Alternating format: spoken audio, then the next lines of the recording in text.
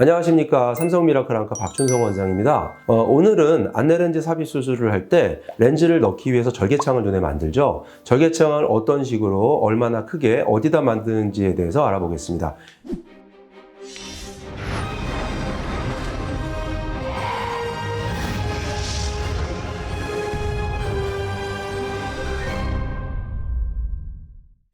저희 유튜브 채널을 보시면 안내렌즈 삽입 수술을 하기 위한 영상들을 많이 올렸는데 최근에 저한테 타병원하고 수술이 다른 절개창을 원장님은 어디다 만드세요? 왜 그렇게 만드나요? 라는 질문을 많이 받아서 거기에 대한 한번 질문 답변하는 시간을 한번 가져보도록 하겠습니다. ICL 렌즈 삽입술 절개창이 왜 중요한가요?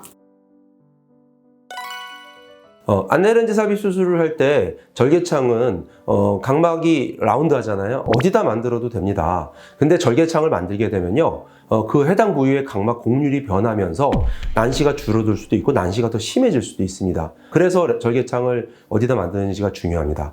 우리 각막은 아주 원형에 가까울 거라고 생각하지만 실제로 비구면이고요. 원형에 가까운 눈들은 많지 않습니다. 럭비공을 눕혀놓은 것처럼 생겼어요. 그러면 가로는 길고 세로는 좁습니다. 세로 부분은 커브가 급하고요. 가로는 커브가 평평합니다. 그래서 보통은 그 위쪽에 난시가 있는 분들을 위쪽에다 절개를 하게 되면 상처가 벌어지면서 아물게 되면 난시가 줄어들게 되고요. 난시가 별로 없는 눈들은 양 옆에 절개를 했을 때 거리가 멀기 때문에 난시를 크게 유발하지 않습니다. 그래서 절개창이 아주 중요합니다. 원장님, 미라클 안과에서는 수평, 수직 어떻게 절개가 이루어지나요? 네, 저는 환자분 각막에 절개를 할 때 어떤 경우는 수직으로 넣고 어떤 경우는 수평으로 넣습니다. 그 기준은 난시와 관련이 있는데요.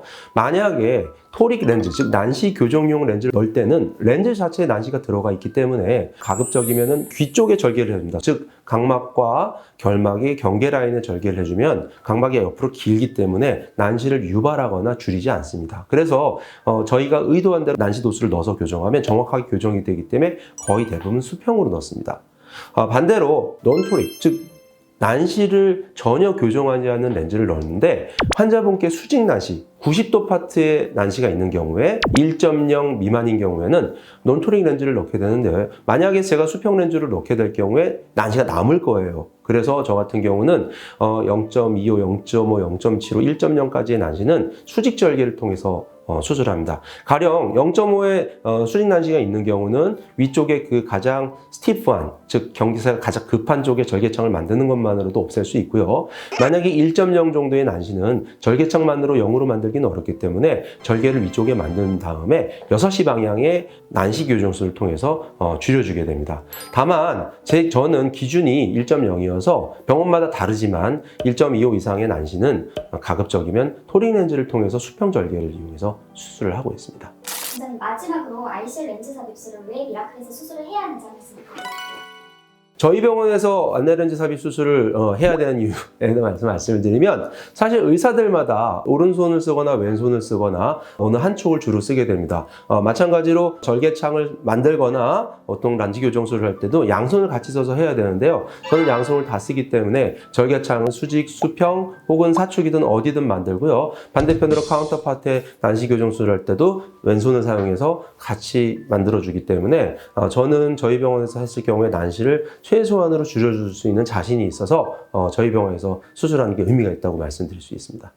지금까지 안내렌즈 삽입 수술할 때 절개창을 어떻게 만들고 어디다 만드는지에 대해서 잠깐 말씀을 드렸는데요. 추가적으로 한 말씀을 더 드리자면, 절개창을 저희가 보통 3.0mm 정도를 만듭니다. 이 렌즈 제조사 스타사에서 ICL 렌즈를 출시할 때 처음에는 3.2mm의 절개창을 만들려고 했는데 의사들이 절개창이 커질수록 난시에 개입을 하는 게 많기 때문에 점점 줄여주려고 하거든요. 보통 2.8에서 3.0 사이의 절개창을 만들면 된다고 되어 있어서 아주 작은 절개창을 만듭니다. 전방 안내 렌즈의 경우에는 절개창을 4mm 가까이 열어야 되기 때문에 사실 30% 이상 더 많이 열어서 난시 개입이 훨씬 많이 됩니다. 제가 전방 안내 렌즈를 하다가 안 하게 된 계기 중에 난시가 남거나 과교정된 경우가 많아서 그런 경우가 있었고요. 마찬가지로 렌즈를 제거할 때도 그만큼 많이 여는 걸 싫어서 그렇게 했습니다. 또한 절개창을 만들 때 우리가 칼을 사용해서 만드는데요. 스틸 나이프를 사용하느냐 아니면 다이아몬드 나이프를 사용하느냐에 따라서 절개창이 깔끔하게 아물어서 난시를 최소화하는 서전